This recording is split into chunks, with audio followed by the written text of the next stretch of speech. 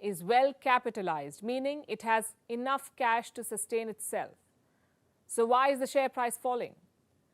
The fall in the value of the bank's stock is mainly due to investor panic. You can blame it on baggage of the past. The bank has seen major financial challenges before.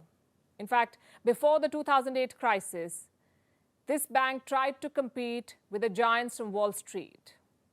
It also led to a flurry of scandals. There were misconduct and compliance cases and losses worth billions of euros. A few years back, the International Monetary Fund called Deutsche Bank the riskiest bank in the world. But since then, a lot has changed. The bank launched a major restructuring plan. It cut thousands of jobs. It focused its business on Europe and managed to restore its financial health. In 2022, Deutsche Bank booked its highest annual profit since 2007. So why is the share price falling? Mostly thanks to the ghosts of the past, also because of the general sentiment. You see, this month, 2 American banks failed. The world saw turbulence. Investors began reviewing their portfolios. They were on the lookout for the next weak link, the next bank that could face a crisis. And Deutsche Bank took the brunt of it. So a virus of insecurity is planted relatively quickly and then lasts for a very long time. The uncertainties about the banking system and the loan defaults, the risks in the banks can be felt everywhere in the market. But that doesn't really change the fact that they are special cases that have ultimately caused the entire banking system to be thrown into disrepute and uncertainty.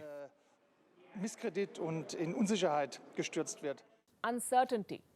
That's what it is. And it's not going away in a hurry. Today, the Silicon Valley Bank was acquired. It has been bought by First Citizens. That's a bank from North Carolina in the US. Remember, Silicon Valley is where the crisis began. It was the first bank to fall. It is the go-to bank for the tech sector in the US. It collapsed on the 10th of March. There was a bank run. Almost 3 weeks later, the bank has been bought out. It was inevitable. The bank was seized by regulators. An acquisition is expected to restore its health. And what's the deal here? What's in it for First Citizens, the bank that is buying it? It will get a large chunk of SVB's assets. They're worth $72 billion. First Citizens is buying them at a discount of $16.5 billion. But the big picture still remains negative. American citizens do not trust banks. This is according to the findings of a new poll. It was conducted by the Associated Press. The poll says only 10% of adults in the US have quote-unquote high confidence in American banks, and 31% hardly have any confidence. The conclusion is this: America needs to do more to regulate its banks.